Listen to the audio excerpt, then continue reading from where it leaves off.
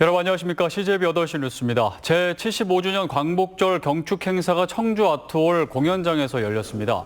이번 행사에선 독립유공자로 추서된 고 강충원, 고 류필열, 고 이유광 선생의 후손들에게 대통령 표창을 전달했고 후손으로 지역 발전에 기여한 5명도 도지사 표창을 받았습니다. 이번 경축 행사는 코로나19 확산 방지를 위해 열화상 카메라를 설치하는 등 예년 대비 5분의 1 수준인 300여 명만 참석해 진행됐습니다. 청주 용두사지 철당가는 천년의 역사를 간직한 귀중한 국보이자 지역민들의 자랑입니다. 그런데 유서 깊은 문화재에 일제가 남겨놓은 땜질식 보수의 흔적이 광복 75년이 된 현재까지 남아있다고 합니다. 구준회 기자입니다. 국보 41호 청주 용두사지 철당간입니다. 드론을 띄워 철통 안을 들여다보니 하얀 물체가 가득 차 있습니다. 콘크리트입니다. 1000년이나 된 보물이 시멘트로 채워진 연유를 알 수 있는 1915년 사진입니다. 일제는 기울어진 단간을 바로잡겠다며 철근과 시멘트로 안을 채웠습니다. 일본인들은 이 과정에서 철통 안에서 부식된 목재와 철 불상, 5층 탑을 발견했다고 기록해놨습니다. 조상들은 나무 장대를 넣어 단간을 지탱시켰고 수시로 교체했음을 알 수 있습니다. 이를 위해 칸마다 번호를 새겼는데 일제는 수리 시 순서를 바꾸어 원형을 훼손했습니다. 일제가 시멘트로 문화재를 보수한 사례는 국보 11호 익산 미륵사지 석탑이 대표적입니다. 문화재청은 시멘트가 노후화되고 구조적으로 불안정하다고 판단해 20년 동안 해체 복원했습니다.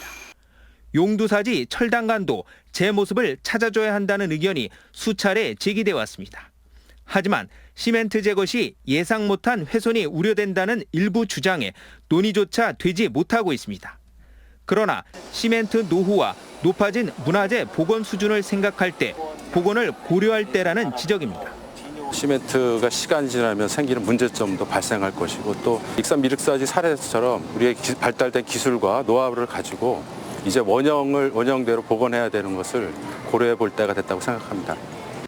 황제국을 자처한 고려인들은 단간에 준풍이란 독자 연호를 자랑스럽게 남겨놨습니다.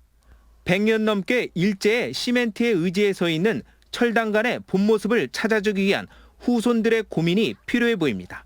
CJB 뉴스 구준혜입니다. 수도권 종교시설발 코로나19가 확산됨에 따라 이시종 지사가 긴급 메시지를 통해 도민들의 방역수칙 준수를 당부했습니다. 이 지사는 수도권 방문을 최대한 자제하고 정해진 종교집회 이외에 대면 모임 자제를 당부했습니다. 코로나19 확진자가 급증한 서울과 경기 지역은 내일부터 사회적 거리 두기가 2단계로 격상됩니다. 이번 폭우로 큰 피해를 입은 충주에는 수해 복구 작업이 한창입니다. 특히 주말도 잊은 채 수재민에게 도움의 손길을 내민 봉사자들이 있는데요. 김기수 기자가 수해 복구에 나선 자원봉사자들을 만났습니다.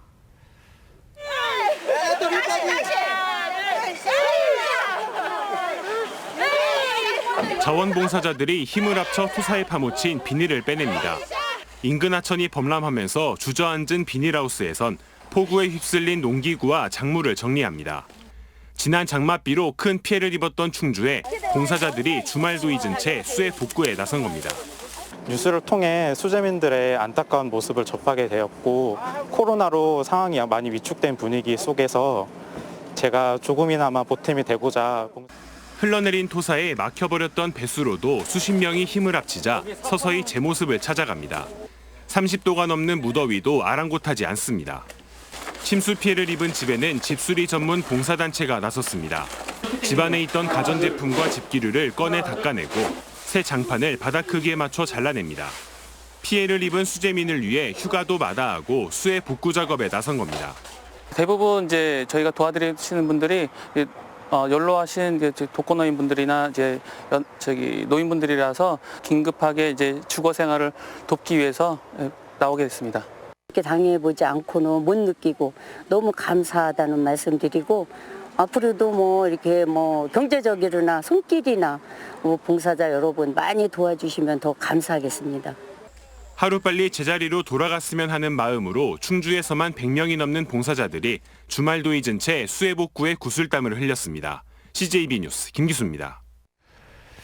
한편 도내 호우 피해액은 계속해서 늘어나고 있습니다. 충청북도는 현재까지 집계된 도내 호우 피해액은 2,498억 원으로 하루 사이 240억 원이 늘었다고 밝혔습니다. 지역별로는 충주가 783억 원으로 가장 많았고 제천 722억 원, 단양 494억 원으로 집계됐습니다. 용담댐 방류로 수해를 입은 영동 옥천군과 충남 금산, 전북 무주군이 한국수자원공사의 수재의연금 제의를 거절했습니다. 한국수자원공사가 집중호우와 댐 방류로 피해를 본 자치단체에 4천만 원의 수재의연금을 제의했지만 4개군은 피해 보상과 재발 방지책 마련에 미온적이라며 거절했다고 밝혔습니다. 지난 8일 용담댐이 초당 2,900톤을 방류하면서 옥천과 영동 지역 주택 68채와 농경지 184헥타르가 침수 피해를 입었습니다. 청주지방법원은 정비업체 선정과 용역 계약을 대가로 업체 대표로부터 금품을 받은 청주재개발조합장 A씨에게 징역 1년 6개월을 선고했습니다. 재판부는 조합원의 신뢰를 저버리고 업무 집행의 공정성과 청렴성을 저해해 비난 가능성이 높고 반성하고 있지 않다며 실형 선고가 불가피하다고 밝혔습니다. A씨는 지난 2012년부터 2년여간 정비사업 전문업체 대표로부터 현금 1,500여만 원을 받은 혐의를 받고 있습니다. 끝으로 날씨입니다. 도내 저녁에 폭염특보가 내려진 가운데 밤사이 일부 지역에선 열대야가 나타나는 곳이 있겠습니다. 내일 아침 최저기온은 22도에서 24도, 낮 최고기온은 31도에서 34도로 습도가 높아 체감온도는 더욱 높겠습니다. 오늘 밤까지 도내 북부 지역에 5에서 20mm의 비가 내리다가 내일부터는 장마 전선이 북한 쪽으로 북상할 것으로 보입니다.